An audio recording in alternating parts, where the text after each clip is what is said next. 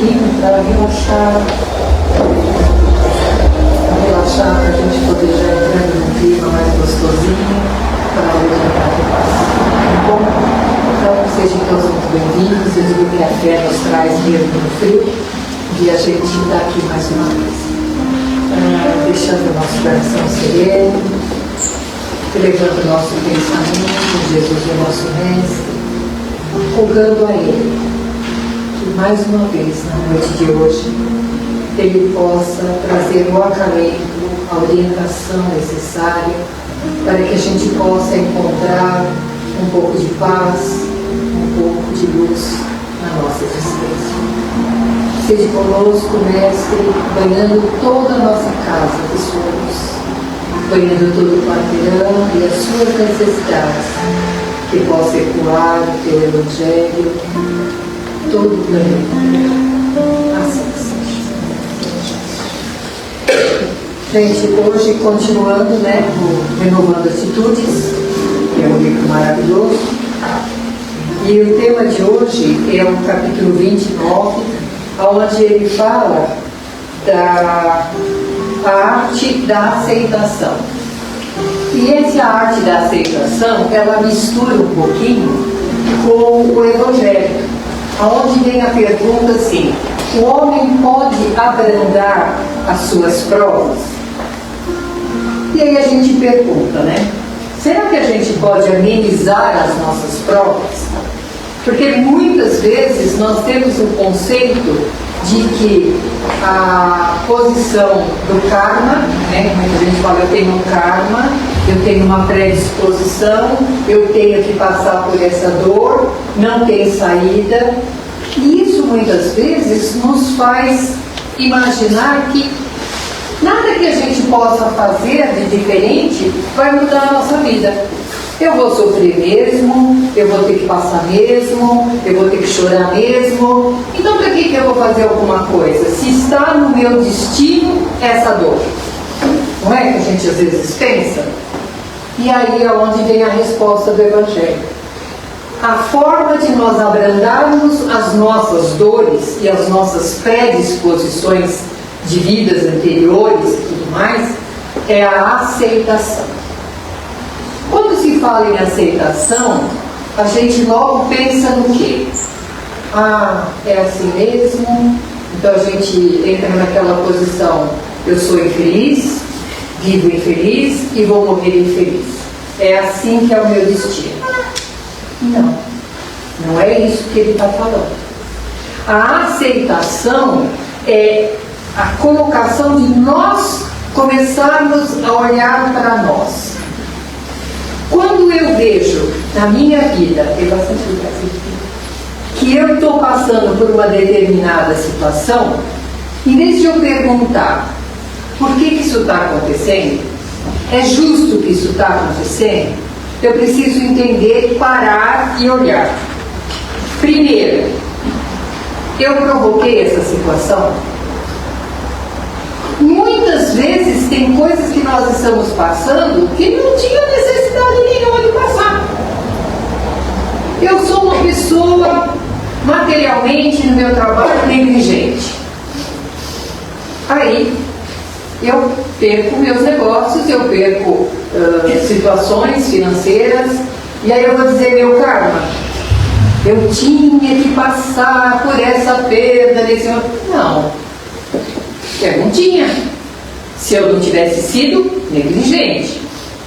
Eu tenho um filho, e esse filho me pede rédea, não é tapa, ele pede rédea. Tem criança que pede me breque, e a gente faz o quê? Passa a mão na cabeça.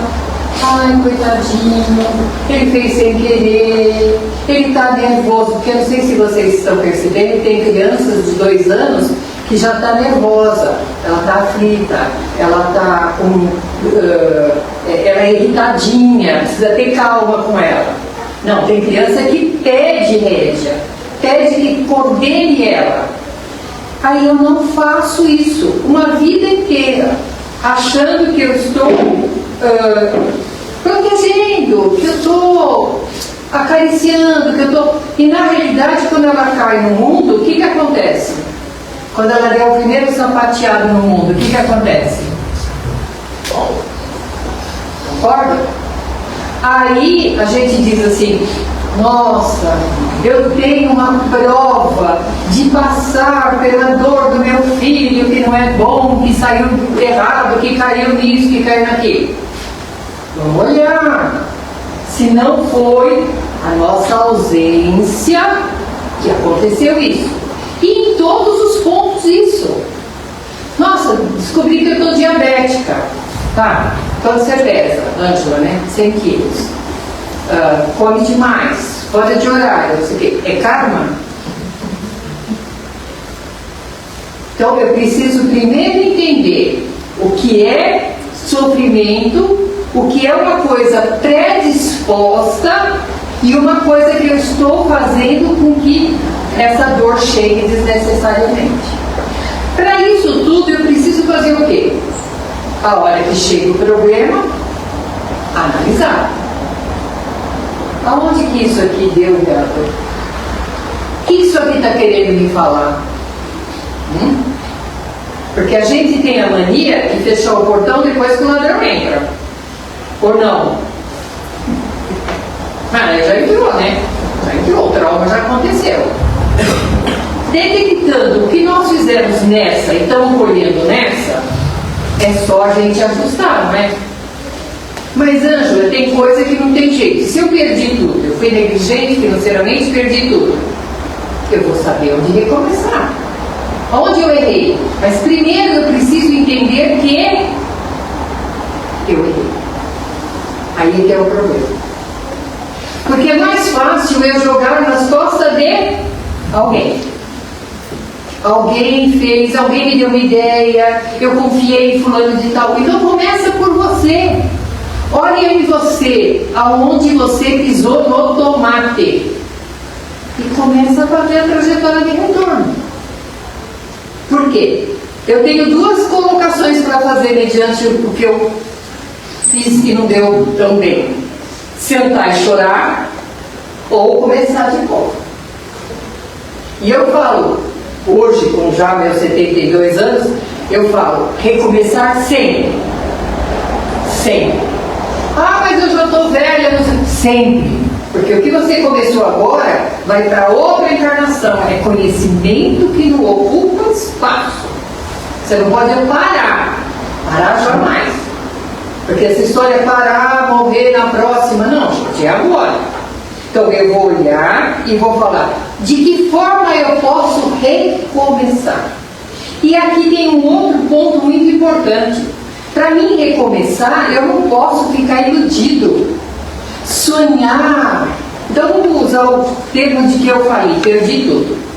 Não, porque agora eu vou fazer diferente, eu vou fazer um prédio maior, porque aí eu ponho mais funcionário e eu pego um empréstimo ali. Gente, sonhar com os dois pés no chão. Sonhar aonde eu alcanço. Sonhar aonde eu posso realizar.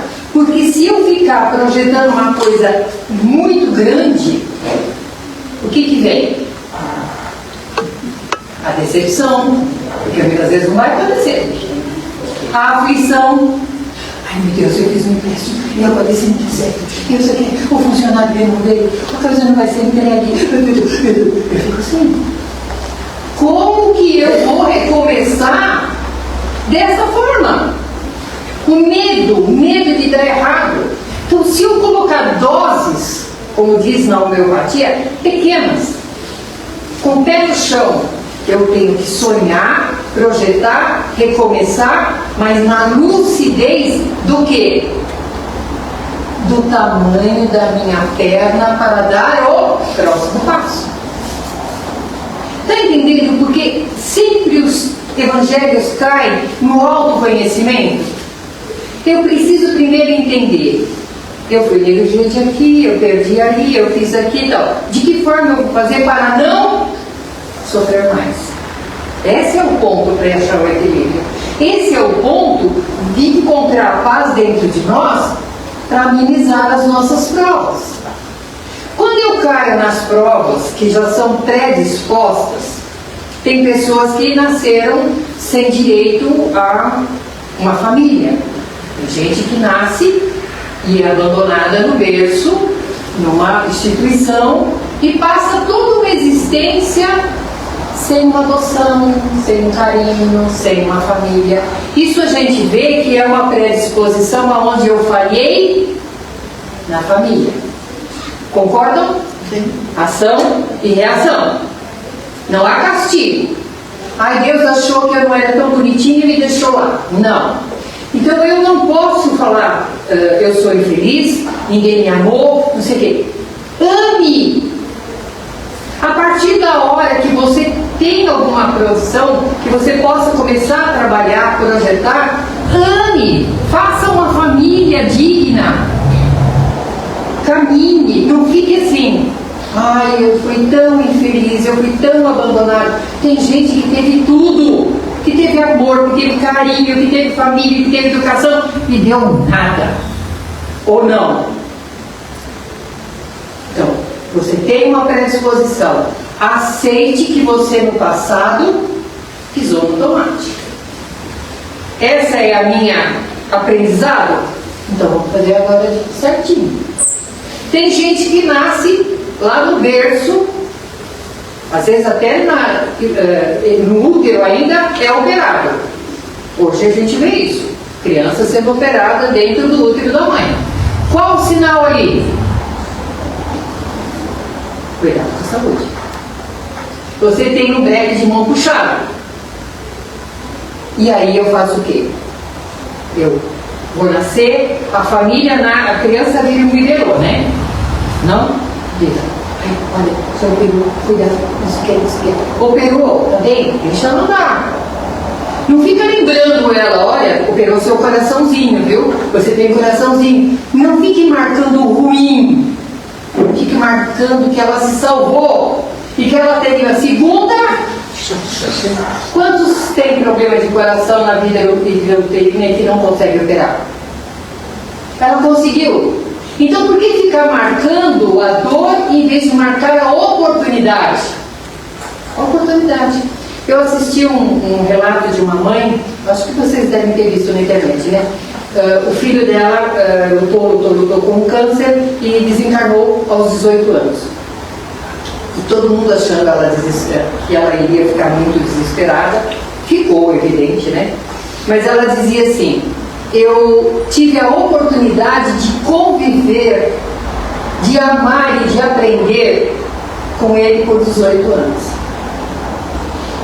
Essa é uma predisposição das mais dolorosas do mundo.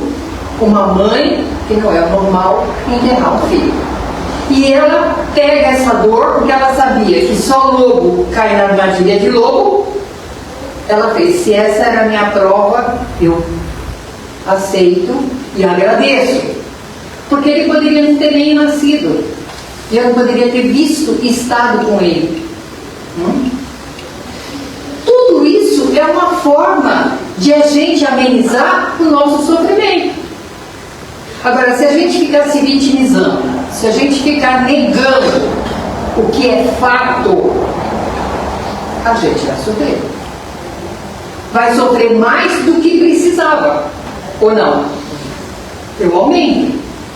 Eu brinco que tem gente, que a gente visita muito hospital e tudo mais, que tem uma unha encravada e o mundo está acabando. E tem gente que está no terminal do câncer rindo, pedindo uma cerveja. É todo o jeito que a gente vai levar.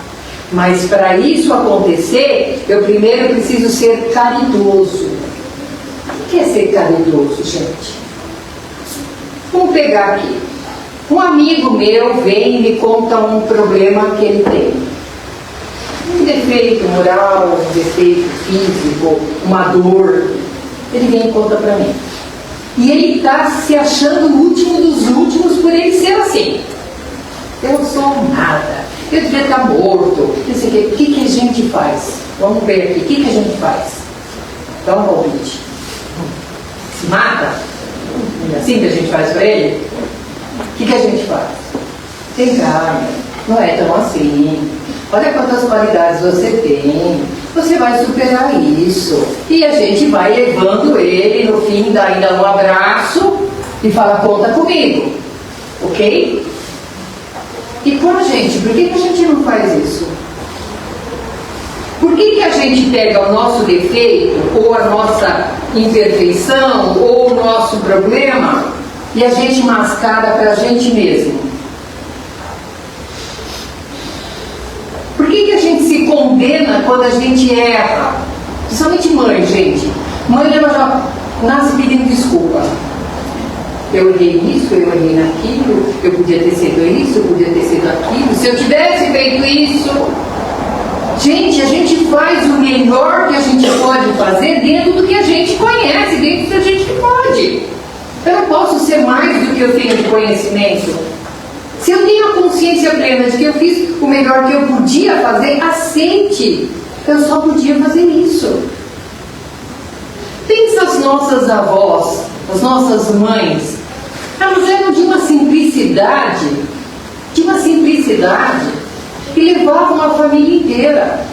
Hoje a gente sente uma culpa de tanta coisa que a gente acaba querendo se esconder da gente mesmo. A gente nega o que a gente é. A gente concorda com coisas que as pessoas colocam na sociedade que não condiz com a gente. Mas a gente não pode dizer que a gente é diferente. Aí eu não acho que é assim. É melhor eu falar e engolir o meu próprio erro, perder a minha própria essência. Se eu sou uma pessoa agitada, eu não posso estar por dentro uma panela de pressão e chegar para vocês e fazer assim: foi muito bom estar hoje aqui com você. Eu não sou isso. Eu vou explodir para dentro, ou eu vou explodir na hora errada. Porque eu vou acumulando, quando chega uma coisinha, sai tudo. Aí a Ângela saiu para fora. A turma fala, quem é essa que eu não conhecia, né? Então eu não posso. Eu sou agitada, eu vou ter que assumir. Mas quando alguém fala assim, você está agitada. Não, não sou agitada. Porque eu não quero falar para mim que eu sou agitada. Eu sou uma pessoa desorganizada. É ruim ser desorganizada, né? Alguém gosta de ser chamado de desorganizado? Nossa, isso é um desastre na organização. Aí eu falo, não, eu tenho o meu jeito de organizar. Eu sei onde está tudo. Não é assim que a gente faz? Eu sei onde está tudo. Mas eu não falo que eu sou desorganizada. E eu não falo pra mim. O pior é isso, gente. Porque eu falo pro outro, mas ao mesmo tempo eu estou escondendo de mim. Vou pegar um exemplo meu, né? Não é certo fazer isso, mas eu sou uma pessoa que desde que eu nasci, eu troco o dia pela noite. Eu durmo às 4 da manhã e evidentemente eu não acordo às 6 da manhã. Mamãe pôs na escola de manhã, mas não vai. Eu sou assim há 72 anos. Por quase 60 anos eu fui chamada de preguiçosa. E eu lutava, eu punha despertador, eu fazia de tudo. Eu falava, hoje eu vou deitar mais cedo, e vou acordar mais cedo, e eu estou na contramão de todo mundo, isso é muito ruim, eu não tomo café quando tinha que tomar. Começou negligente comigo. Aí eu comecei a dizer assim, Ângela, custo e benefício. Está bem assim? Está prejudicando a sua saúde? Não. Você cumpre com as coisas que você tem que fazer? Cumpre. Dentro do seu horário? Eu não vou aceitar, porque eu estou há 70 anos lutando contra. E todas as vezes, estou falando de testemunho pessoal, todas as vezes que eu passava das 9h30 na cama, eu me sentia um lixo. E aí que eu encontrava sempre alguém que dizia assim, se você acordar cedo, você vai ver que você vai conseguir fazer tudo. Eu pergunto aqui para vocês, quem dorme às 10 da manhã, da noite, levanta a mão. Acorda às 6. Você dá conta de tudo que você tem que fazer na sua vida do dia? Praticamente. Tudo. Não fica nada para trás? Dificilmente. Ai, que bom, né? Você é uma exceção. Porque todo mundo fala, eu precisava de mais 3 horas. 24 não dá. Eu estava precisando de mais 3 horas. Então, o que a gente chega na conclusão? Eu fiz até tratamento com médico de sono e tudo mais. A minha constituição, o meu organismo é esse. Se alguém me acha preguiçosa, o problema de quem é, gente? O que eu estou atrapalhando na vida da outra pessoa? É isso que eu tenho que entender. O que eu posso mudar, eu vou mudar. O que não dá para mudar, eu tenho que aceitar. Porque sou eu que vou carregar a aflição do desgosto comigo mesmo. É muito ruim todo dia você olhar e falar assim, nossa, não fiz, não deu certo, não deu conta. Pega a agenda, olha ali, coisa ali, eu trabalho com a agenda, põe ali, tudo que tá. No fim do dia você fala assim, consegui fazer 80%. Tá ótimo, gente. Ninguém morre. Dona de casa não dorme sem pôr um copo. Se tiver um copo sujo na pia, aí eu tenho que dar conta da... O que muda no universo se aquele copo ficar à noite lá? Mas e se eu morrer à noite, vão ver nossas coisas que cheguem e lavem? Olha que beleza! Porque o máximo que eu posso encontrar no dia seguinte são 2 copos sujos. Não é nada, não muda no universo. Por isso que eu digo, se a gente assumir o que a gente é, dentro do que nós fazemos, e olhar o que é prejudicial, vamos começar a trabalhar. Mas vamos começar a trabalhar que nem aquele amigo que a gente falou, vem cá, você consegue, você dá conta, você tem coisas boas, você tem qualidades boas. É assim que a gente tem que falar com a gente. Não se martirizar, não se achar um nada. Porque enquanto a gente não se achar um nada, a gente não é feliz. A gente não consegue ser em paz. A gente não consegue sorrir, a gente não consegue dormir. Porque está sempre uma cobrança dentro da gente. E aí a gente tem que usar uma máscara para ir para o trabalho, tem que usar uma máscara para vir aqui para o centro, tem que usar uma máscara quando está com a família. E aí a gente olha que dia que eu vou pegar tal máscara, porque eu já nem sei qual sou eu. E a inquietação vem. E nós pioramos as nossas provas. Nós acentuamos os nossos erros. Quando eu falo assim, aceitação, nada que estiver no nosso destino vai ser abrandado. E quando eu quero ter muita folga, né? Poxa, pai, trabalho na casa espírita, cuido de ninguém, faço não sei o que lá, mas eu lembro dos apóstolos, né? Todos os apóstolos morreram, tudo muito bem, né? Nenhum morreu bem. Todos serviram Jesus, né? Chico foi poupado. O que eu quero ser poupado? Eu preciso saber a direção e como eu vou levar as minhas provas. Porque também as minhas provas foram cavadas por quem? Por meu marido? Por meu filho? As minhas provas foram cavadas por mim. Quando a gente olhar hoje com a mídia e também com a colocação dos fins dos tempos, né, da renovação que está tendo, fulano sofreu estupro, Essa semana eu estava me indagando sobre isso, né, pesquisando, indagando, e a colocação veio assim, Ângela, o mundo não foi bom. Lembra das guerras? Quando invadiam os lugares, o que se fazia com as mulheres? O que se fazia com as crianças? Aonde estão reencarnando essas pessoas? Aqui. Então, quando a gente ouvir uma pessoa que morreu assassinada, um estupro, uma violência, a gente tem que pensar assim: abençoado aquele que passou pela prova. Porque ela resgatou, gente. Ela resgatou. tem que orar pelo que provocou, porque Ele ainda vai resgatar. E da mesma forma para nós. Abençoado eu que estou passando pela prova e eu estou em pé. Eu estou em pé. A lambada vem, eu olho e estou em pé. Eu estou resgatando. Então é uma bênção eu estar resgatando. Mas eu preciso resgatar com olhos abertos e não entregar e esmorecer. Quando a gente cai na negação, a gente cai na prostração. E aí a gente achou que resgatou, deixou pela metade e vai continuar depois. O que é melhor? A gente pagar o carnê da Casas Bahia de uma vez? Ou a gente renegociar por mais 36?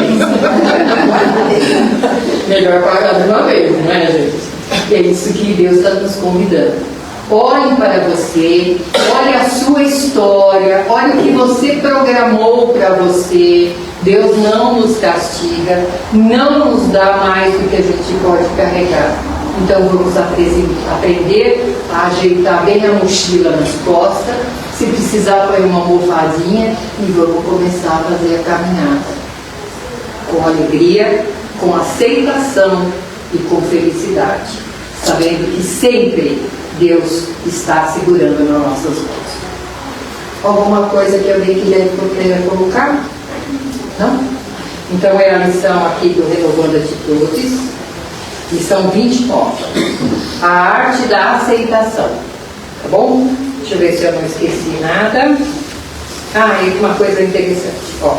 O progresso, quando nós fazemos essa autoanálise e nos melhoramos e nos aceitamos e somos pessoas mais leves, mais felizes, esse é um processo de progresso individual. Progresso individual.